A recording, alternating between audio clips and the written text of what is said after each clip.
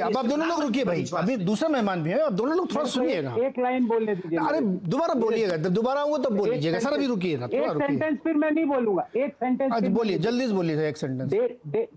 डेढ़ महीने से चुप्पी साधे हुए हैं आप। नहीं गौरव वल्लभ जी, ये सुनिए, ये आपका, मैं उसके बाद आप सुनिए, मैं चाहता हूँ कि सरकार बता दे कि कितने महीने चुप्पी साधनी है। अगर सिंबोलिज्म पे बात हो रही है, अगर गौरव जी सुन तो लीजिए आप, अगर सांकेतिक बात ही हो रही है तो हमारे चैनल पे भी आके गृहमंत्री जी का इंटरव्यू हुआ था और उसमें भी उन्होंने ये बात कही थी कि चीन से हमारी जो बात चल रही है उसको हम सॉल्व कर लेंगे, हमारे काम उस पर चल रहा है। तो अगर आप सिंबोलिज्म पे है कि हमको सुनना है तो आप सुन लेते, लेकिन आपको वो सुनना नहीं है, आपको ट्वीट करना है, मेरा आपत्ति नहीं। आप रुकिए आप रुकिए। नहीं, आपने एक सवाल खड़ा किया। नहीं, मैं सवाल नहीं खड़ा किया है, नहीं बिल्कुल नहीं। अभी जब दोबारा आऊंगा तब आप जवाब दीजिएगा। मैं भी और कोई सवाल नहीं पूछा, मैं विवेक काटजू जी के पास जाऊंगा। देता हूँ 1 अप्रैल 2020 से पहले जो भारत के अधिग्रहण में भूमि थी वहां पे चीन के सैनिक घुसे हैं या नहीं? मैं ये जानना चाहता हूं कि 1962 से पहले अक्साई चीन किसका था, मुझे इसका जवाब चाहिए।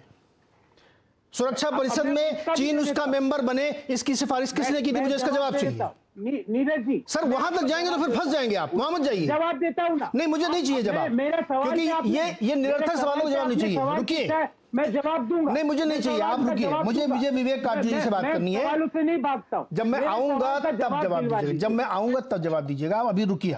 विवेक काटजू जी, आपने सुना, अभी दोनों लोगों से हम बात कर रहे हैं। मेरा तो सबमिशन सिर्फ ये है कि आप तो डिप्लोमेट रहे हैं सर, आप दो देशों के बीच में जब इस तरीके के टेंशन का माहौल होता है, जहां पे बॉर्डर पे आपकी बातचीत चल रही है, सैनिकों के बीच में लपड़ झपड़ हो रहा है, वहां पे आप अपने ही सरकार पे जब क्वेश्चन करेंगे तो आप अपने दुश्मन की मदद कर रहे हैं ना। आप उसको मैसेज क्या दे रहे हैं कि देखो ये अंदर ही यूनाइट नहीं है। देखिए विवेक जी, मेरा अनुभव ये रहा है कि जिस देश में राजनैतिक वर्ग एक होता है सामरिक मामलों में, वो देश ऐसी परिस्थिति में सफल, क्योंकि राजनीतिक वर्ग की एकता अपने देशी को नहीं विश्व को संदेश देती। मेरा अनुभव रहा है कि राजनीतिक वर्ग को एक करने में राजनीतिक वर्ग के हर हिस्से की जिम्मेदारी हो, एक ही हिस्से की नहीं होती। ना ये सरकार की जिम्मेदारी केवल है और ना ही ऑपोजिशन की है, दोनों आपकी जिम्मेदारी साथ। दूसरी चीज मैं आपसे कहूं कि अब मुझे लगता है वक्त आ गया है जब हमें भी ऐसे स्ट्रक्चर्स बनाने पड़ेंगे, ऐसे सिस्टम्स बनाने पड़ेंगे जो कि कई देशों में हैं, डेमोक्रेटिक देशों में हैं, जहां पर राजनीतिक वर्ग के नुमाइंदे जो कि गोपनीयता की शपथ लेते हैं, उनको ऐसे संवेदनशील सामरिक मामलों के बारे में ब्रीफिंग दी जाती और उनको बताया जाता है कि क्या स्थिति है और सरकार की क्या नीति। हमारे वहां ऐसी प्रणाली है नहीं, और क्योंकि ऐसी प्रणाली है नहीं, इसलिए ये खींचातानी चलती है और ऐसे मामले फिर हमारी राजनीतिक जो एक खींचातानी है, एक लड़ाई है, उसमें शामिल हो जाते हैं। और ये आज से नहीं, मैं इसको बहुत अरसे से देख रहा हूं।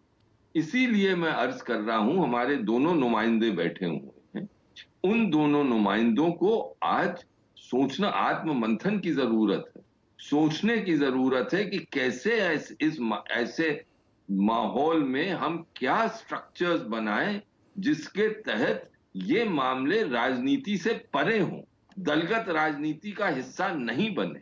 अगर ऐसे सिस्टम्स हम नहीं बनाएंगे, ऐसी प्रणाली नहीं होगी, तो फिर मुश्किल होगी। आखिरी पॉइंट में कहूं, राजनीतिक वर्ग ही को नहीं, सामरिक वर्ग की भी ब्रीफिंग की जाती, और मुझे मालूम है क्योंकि कई बार रिटायरमेंट के 1-2 बार मैं ऐसे ब्रीफिंग्स में शामिल हो चुका हूं, और वो ब्रीफिंग्स होती हैं, विचारों के आदान प्रदान होता है। तो इसलिए अगर सामरिक मामलों को यानी एक इस बहस का हिस्सा बनाना है, राजनीतिक बहस का हिस्सा बनाना है सरकार को भी और ऑपोजिशन को भी, तो फिर मैं आगे क्या कहूं। मैं तो यही कहूंगा कि ये दुर्भाग्यपूर्ण है और ऐसी परिस्थिति को आज से हमें बचना चाहिए, क्योंकि ये संदेश बुरा जाता है, देश को भी बुरा जाता है और विश्व को जाता है। मैं ये इसलिए कह रहा हूं क्योंकि मैं राजनीति से बहुत दूर हूं जी। मुझे राजनीति ना एक पक्ष एक पार्टी के साथ हूं ना दूसरी पार्टी के साथ हूं। मैं तो एक रिटायर्ड डिप्लोमेट हूं। उस थोड़ा बहुत जो अनुभव मेरा रहा है उस अनुभव के बेसिस में मैं दोनों से अपील करूंगा जी। कि ये मामले अब आप बड़ी संजीदगी से लीजिए, इसमें देश का हित सोचिए और सरकार भी सोचे और अपोजिशन भी सोचे। ठीक है, जब तक वो नहीं होगा सलीम तब तक आगे हम नहीं बढ़ेंगे, एकता कैसे बनाएंगे। जो बात अभी काटजू जी ने कही बड़ी बैलेंस्ड है कि